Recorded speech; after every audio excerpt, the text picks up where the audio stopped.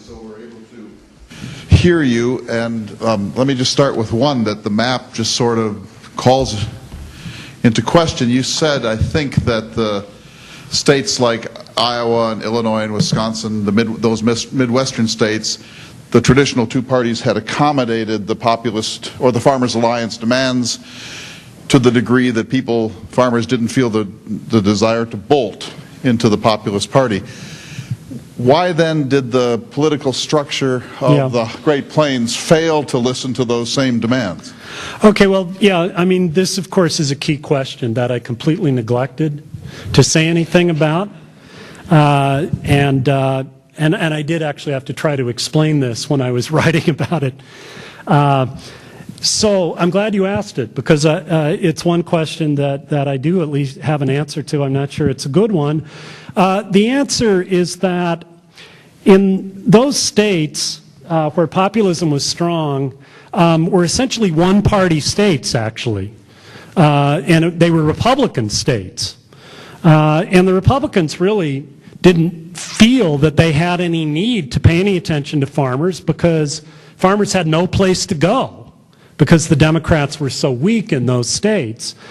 What you had in the other states was a competitive party system where the Democrats had been on their heels after the Civil War, certainly, but were doing much better by the 1880s for a lot of reasons. And although the Republicans were still in the driver's seat mostly, they were enough worried about Democrats that they said, maybe we better pay attention to farmers, because if they don't get what they want from us, they may go to the Democrats. And the alliances threatened to do that, in fact. So that, I'd say, is really the key structural thing. And, you know, it's interesting, it's at the state level where a lot of this is happening. You know, we're very accustomed to thinking of national politics as our huge arena, and that's where everybody comes out, you know, with higher percentages of people voting and interest. But, you know, and people in the business, of course, still know this, but at this time even more, the states are really very, you know, have their kind of autonomous political worlds. But there's a paradox even there, isn't there? Because in a state like Illinois or Iowa, there's something that could be called a mixed economy. Yeah. But in states like the Dakotas or Nebraska or Kansas, these are monocultures. These are wheat states. Yeah. And the overwhelming majority of the 600-some thousand North Dakotans would be farmers or farm-related. Yeah. So you would think that the political structure would inevitably listen to the demands of so gigantic a majority. Well, you would think so, except what you'd had is a political establishment in those, I mean, the Dakota's case is different because it comes out of a recent territorial situation, has some of the same dynamics.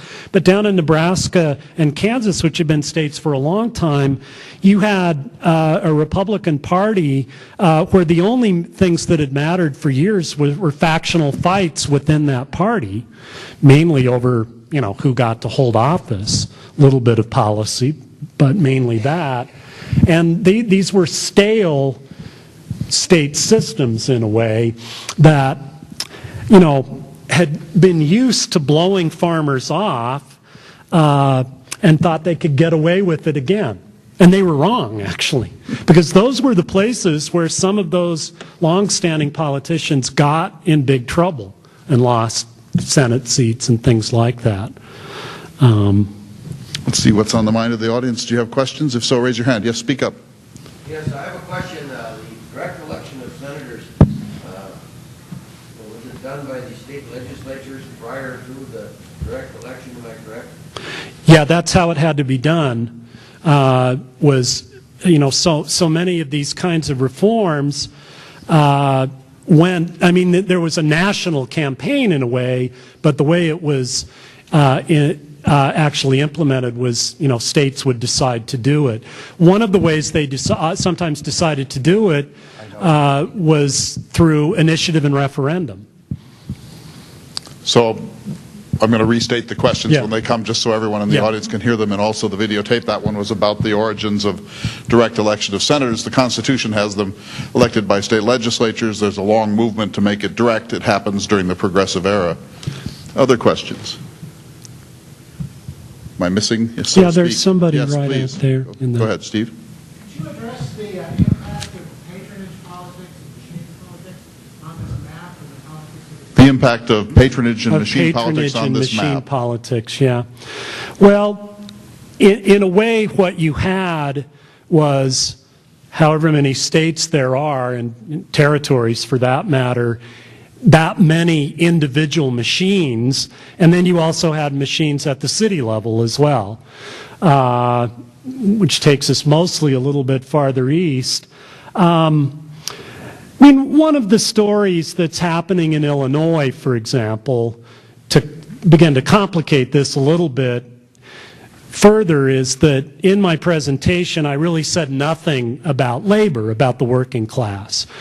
And the working class is important in all of these states, but you start going into a place like Illinois, and of course you have to start talking about urban politics, and you also have to talk about labor politics.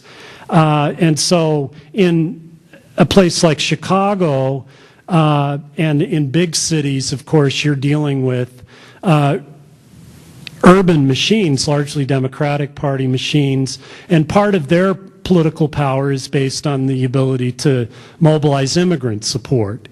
And a lot of that is being done by, distributing favors and things like that. That's part of the story about why labor doesn't want to support the Populist Party any more than they do. There's some real possibility for workers to vote for the Populist Party. There are some real alliances between farmers and workers, especially in the 1880s and early 1890s. They can see some common interests as producers, as against, parasites, to put it that way. But one of the political problems about building that alliance is the problems of getting around the power of political machines and the power of patronage politics. Yeah. Yes, here. Speak up. You see the Occupy Wall Street movement as the 2012 version of what you were seeing in this very populism of the 1890s. How do you place the Occupy movement within this matrix? Oh gosh, it's always so hard for me to think about. I guess one of the reasons I became a historian is in some ways it's easier to come to conclusions about the past than to understand what's happening now. So it's frankly an escape, I guess. But, you've asked an important question, and my guess is that Professor Unger, talking about Theodore Roosevelt's Osawatomie speech in 1910, and how Obama went to Osawatomie recently, and how his speech had to have been affected by the Occupy movement, suggests some interesting connections. Certainly they're at the basic level of we live in a society in which there is massive economic inequality and the political system is corrupted by that. If that's the common denominator, then you've got two movements that look a lot like each other. Then, you could maybe begin to talk about lots of differences. But clearly, there is that common feature. Back there in the far back. I got a question. If I remember my history right, that when I look at history and the evolution of it, as well as how it grew out, I look at where the money trail was. When you find the money trail, you'll find where the power structure was. So you see at the beginning of the 1800s, the Industrial Revolution took place, which made a tremendous amount of force of money and power in this area, and the upper state that you see on the map, like New York. Then the oil discovery in Pennsylvania in the 1800s brought a lot of wealth into that area. And you see G. Ford in 1900 built McKinley's Model T, and that went all through the nation. And you see, another factor that took place was when steel became industry. When Andrew Prairie got all the support, the history into the steel industry, and J.P. Morgan, along with J.P. Morgan, and then that laid the foundation for the railroads that came place in America. Now the railroads were down all this power, all those land grants, and they became very powerful. So if you look at the map, you see all the way from Pennsylvania to Illinois, you see that power structure where there was a lot of wealth accumulated. And so my thinking would be that states like North Dakota, South Dakota just weren't that important.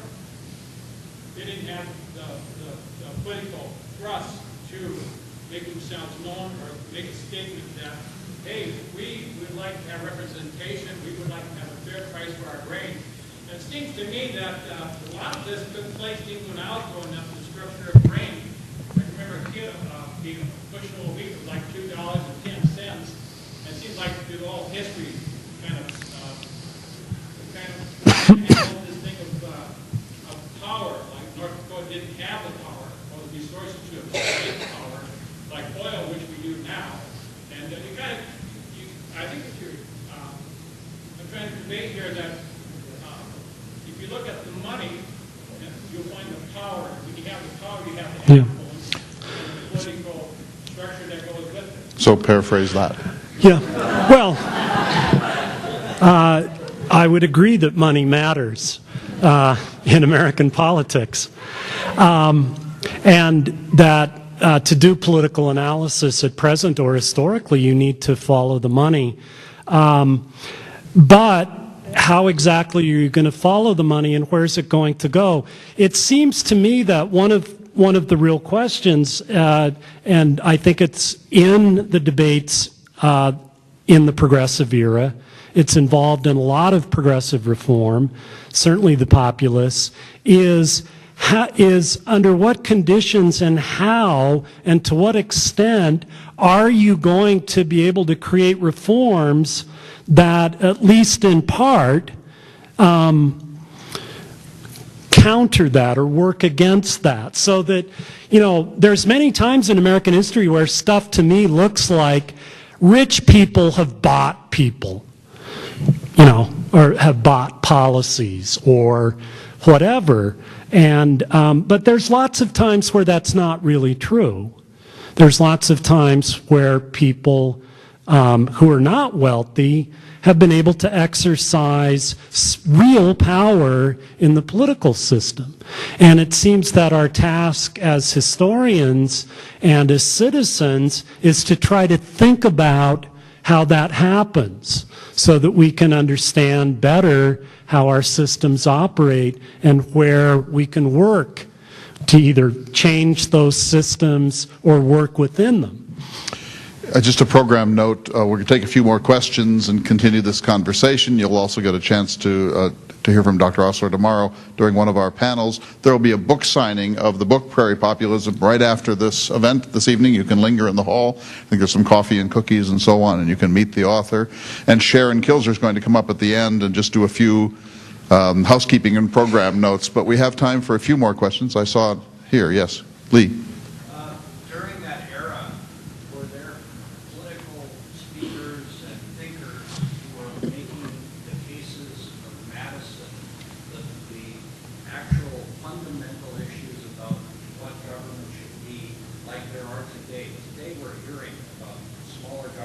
Yeah. And we're actually getting into the discussion about where we should be. Yeah. Large v. small government conversations. Yeah, I would say so. I mean, I think that one of the issues in the debate between Wilson and Roosevelt in the election of 1912 was precisely this. What is the role of government in relation to a modern economy of corporations?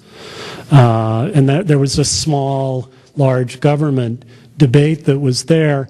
The populists are very interesting on this, by the way. They want the government to own railroads. They're not socialists in the full sense. They don't want the government to run factories, but they do say the railroads are so important to public needs that it's a reasonable use of government power to run railroads, just like the postal system is the same idea. And then you might say, well, you know, they're kind of big government types then, but not really at all. You know, they were very suspicious of agricultural colleges even, you know, and tended, you know, I mean, what they said, you know, we'll have a progressive income tax. They frankly wanted it as redistribution. There was no redistribution of wealth. They didn't try to hide that. That's what it was for. But then they said, once the government gets the revenue, make government smaller, you know, pay down debts. Don't, you know, expand government or something like that. So even populists with rather far-reaching ideas about using the power of the state still had a very small government notion. So I would say that in many interesting ways, small versus large government debates were at work here, yeah. Yes, here? I don't know my history well enough to know exactly when these states came into the Union, but I know that North Dakota was 1889, which is, you know, only 3 years from this 92 election. Yeah. And whereas Minnesota is in the 50s. Yeah. Yeah.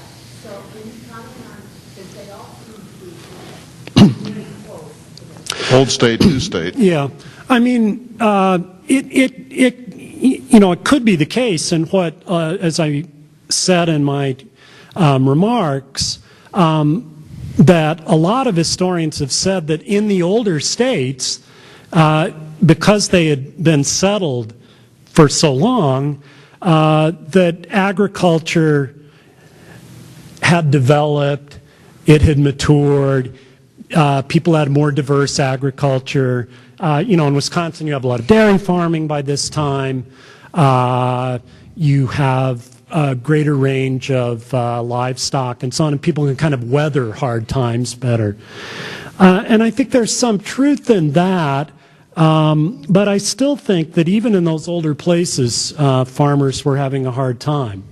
Where I think age matters more is that those states had had time to develop competitive party systems, whereas the newer states hadn't so much. No. So that's a kind of strange way of looking at it, but that's the conclusion, you know, when I was thinking about this, that I came to eventually. Back there, yes? Go back to the first question, and if the Republicans ignored in the plains, did the Democrats ignore in the South? Would Yeah. the Democrats fail to listen to the discontentments in the South? Yeah. You know, you would think in some ways that the map in the South would look like the map in the plains. And what I'd suggest is that the map in the South looks sort of halfway between the map on the plains and Iowa and Illinois. So populism got some footing there, much more traction, but not fully. And you would think it might have got more traction because these are one-party states too. Now, I myself have not studied any of those states closely enough to make a determination. I suspect, though, that what we may be looking at here is that the dynamics of party allegiance in the South are actually even stronger. And that the things that I was telling you about white supremacy and racism actually have stronger power in the South at this period of time to keep distressed white farmers Democrats than the analogous bloody shirt politics do in the North. There may be more to it than that, but that's got to be part of it. Who has not asked a question yet? Go ahead.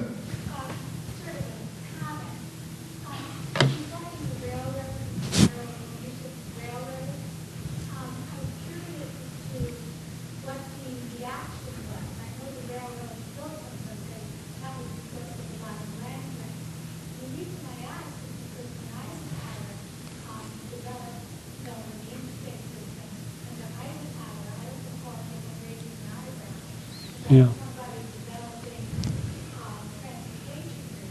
And now that east, because of the economy, there's a lot of flack about some of the states when they set back some of the interstates to private ownership.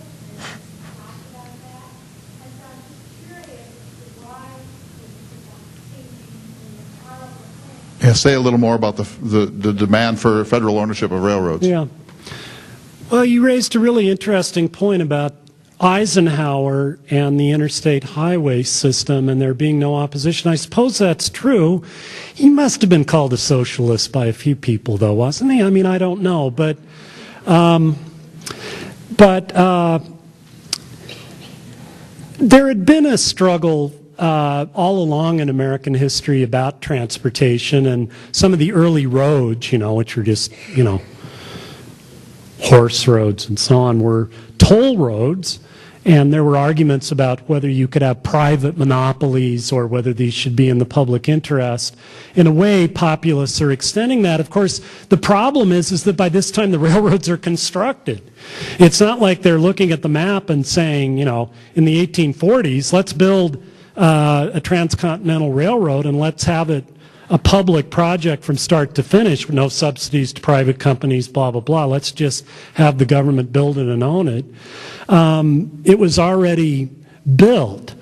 One of the real practical problems they would have had, and it never really got to the point where they actually had to sit down and debate, what are you going to do?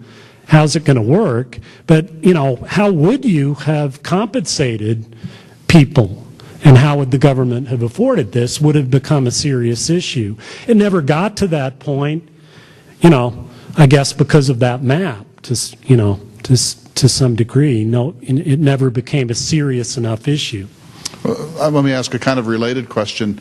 Today's rhetoric when you talk about government ownership of anything is government always screws it up. Yeah. It's a very widespread feeling in the country, especially in what we would now call populist circles. Yeah. Was this a concern in this era? I could be wrong on this, Clay. Other people may have thoughts on this. My sense is that most arguments about these kinds of things are not heavily inflected by inefficiency arguments.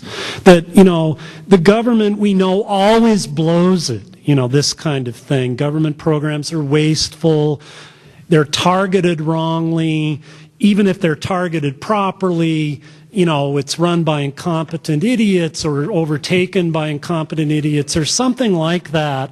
And I don't get that as much. It's more constitutional questions. It's more, is the aim of a particular reform that will involve the government more a good one or not? A lot of what populists proposed and what progressives proposed was denounced as class legislation, as violations of freedom of contract, these kinds of things. I take those kinds of arguments to be that what this must mean is it's a different set of arguments on the table than the efficiency ones. Yeah. I agree with that. Let me ask you two questions about third parties. You said something in your talk that I think you sort of said anticipating that there might be some pushback, that the Progressive Party was not maybe a third party in the fullest sense of the term. It was kind of an offshoot of the Republican Party and was soon reabsorbed. But going back to, say, the birth of the Republican Party in the 1850s, if it had been successful, you probably wouldn't be talking that way, right? Isn't that one of the measures of a third party? Is the Republican Party? No, if the Bull Moose Party had succeeded, then it wouldn't be an offshoot any longer, it would be a party. Yeah, I suppose. My point in suggesting that the Bull Moose Party might not really be a third party was to say something that might have a hope of being interesting. But and it's not something that there's some things I might go to the stake for, but not that one really. And but I'll defend that still for a while anyway. And I would say that, okay, let us say that somehow or another Roosevelt had won and let us say then that the Bull Moose Party became the second party. You know, we had the Democrat and Progressive Party system. I think, though, that I would still argue that I would still think of the Bull Moose Party as very much an exception to normal third parties. In the same way that I never think of the Republican Party as really a successful third party.